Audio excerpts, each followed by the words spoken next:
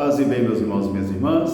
Estamos na sexta-feira, primeira sexta-feira do mês de fevereiro, dia 7, e hoje a família franciscana celebra Santa Coleta de Corbie.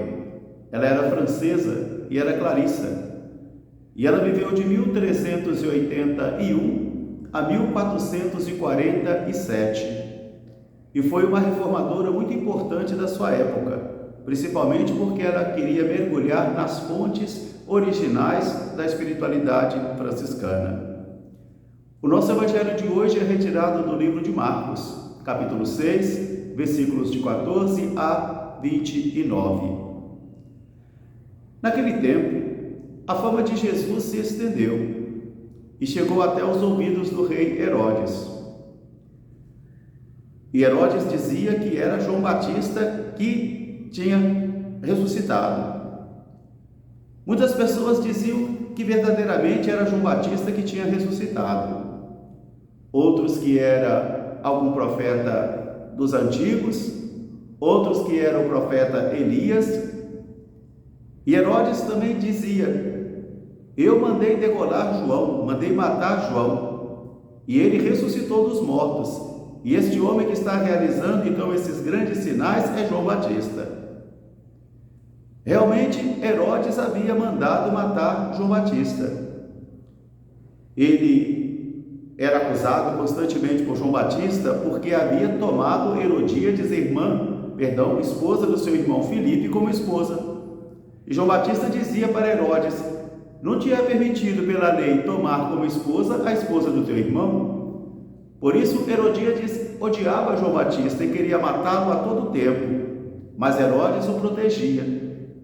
Herodes gostava de ouvir João, mesmo ficando embaraçado com as pregações de João. Herodes o respeitava como um homem justo e santo, por isso o protegia.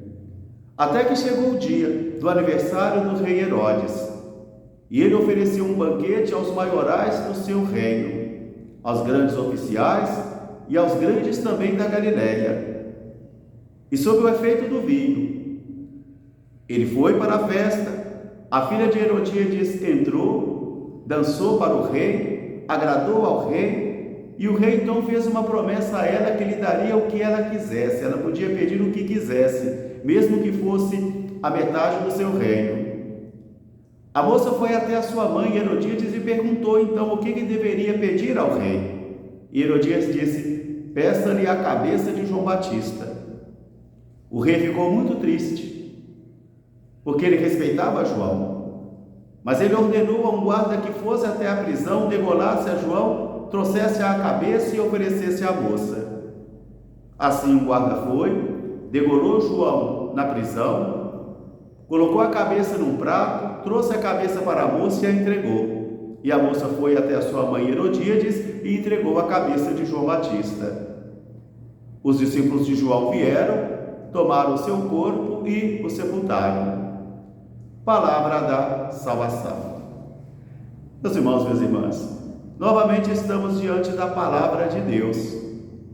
E hoje o Evangelho parece uma peça de teatro, Parece cenas de teatro.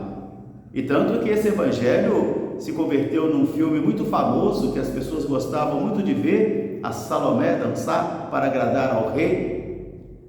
E o rei, sobre o efeito do álcool e sobre o efeito da luxúria, ele perdeu a razão, ele perdeu a consciência, porque tanto o álcool quanto a luxúria são capazes de ofuscar o brilho da inteligência e da liberdade. Por isso, a primeira leitura de hoje, retirada do livro aos Hebreus, o apóstolo convida a mim e a você a regressarmos à sensatez do Evangelho, porque seduzidos pelo álcool da vida e seduzidos também pelas luxúrias da vida, nós também podemos perder a sensatez, podemos perder o rumo e fazermos coisas que depois vamos nos arrepender, porque como ensinou os antigos latinos, o arrependimento é tardio, e quando a cabeça não pensa, o corpo padece.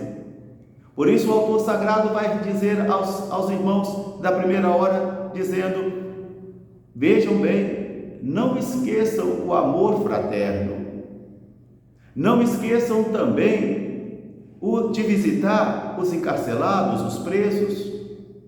Não esqueçam da hospedagem, que o lar conjugal, a cama conjugal, seja um lugar santo e um comportamento justo e santo. Sejam fraternos entre vocês. Busquem conviver bem com os outros. Mantenham no temor de Deus, porque Jesus Cristo é o mesmo ontem, hoje e amanhã.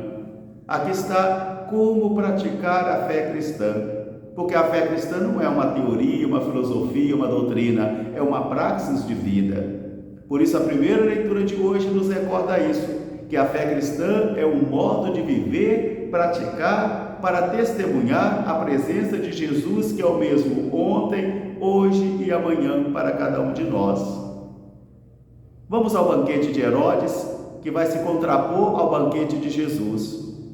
Porque ao banquete de Jesus ele multiplica os pães e alimenta, ele louva a Deus, ele tem compaixão daqueles que estão padecendo e ele gera vida. Mas o banquete de Herodes não. O banquete de Herodes ele gera a morte. É uma tentativa de calar a profecia, é uma tentativa de se opor a Deus. Desde o início nós já encontramos algumas características da personalidade de Herodes, por ser um rei fraco, indeciso e muitas vezes governado até pelos seus instintos mais profundos e também pela sua mulher. Por isso ele ouve falar de Jesus, ele não conhece Jesus, ele ouve falar de Jesus e ele pensa que é João Batista a quem ele havia mandado degolar. E ele diz, é João Batista que ressuscitou dos mortos, por isso ele realiza estes sinais. O rei interpreta então a presença de Jesus, porque João Batista já estava morto. Então o rei interpreta aquela ação de salvífica de Jesus como a encarnação, ou reencarnação, ou renascimento daquele que ele tinha mandado degolar. Ele respeitava João, ele tinha João como um homem justo e santo. Ele gostava de escutar João, mesmo que ele ficasse embaraçado com as pregações de João, mas ele gostava de escutar João. Ele protegia João, protegia da violência de sua esposa Herodíades, porque João o acusava. João o acusava que ele não podia ter tomado aquela mulher, porque o rei Herodes mandou matar o seu irmão na busca de poder, de influência, para tomar, e tomou a esposa dele também. Por isso João disse, não te é permitido.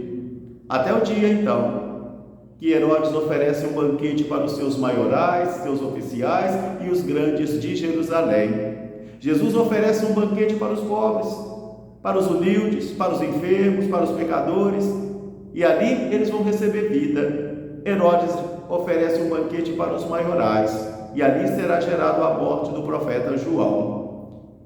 E é justamente nesse espírito de festa, de luxúria, de vinho, que o rei Herodes vai cometer então um dos grandes crimes da sua história: mandar silenciar um profeta de Deus, mandar matar um profeta de Deus, porque ele tinha feito uma promessa e não podia voltar atrás. Meus irmãos, minhas irmãs, quantas e quantas vezes nós devemos pensar também bastante antes de falarmos alguma coisa ou fazermos alguma coisa, para que a gente também não venha a sofrer as mesmas consequências que Herodes sofre nesse dia de hoje.